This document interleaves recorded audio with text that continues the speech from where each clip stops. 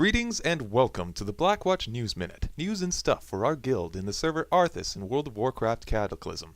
I'm your host, Buster Cherry, and today is February 22nd of 2011. In the headlines today, rumors of a scandal led by Earthbag to reawaken the wrath of Chuck Norris to get Blizzard to buff Shaman heals. And later on, we will reflect on the guild raids. Has Neferian finally been downed?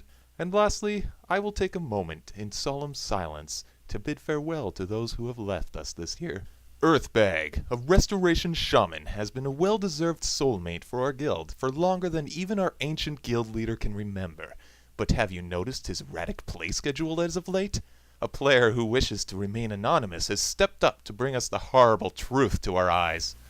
He's been logging out recently at strange times. At first I paid no mind to it, but I started to notice him changing. He became more aggressive with his words and even went so far as to insult me once, claiming that my heels were not up to par.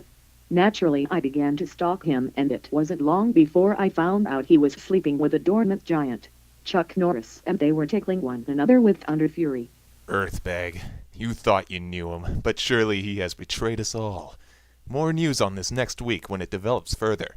In other news, Team Snuggles, also known as Raid Number 2, led by Samsagaz and Asdor, has faced with and downed 2 more bosses last week, taking their progression to 9 out of 12. Ascendant Council and Chimeron felt the mighty fists of Team Snuggles before kneeling over dead Sunday evening. Congratulations, you guys. Perhaps this week you'll begin collecting your tier gear.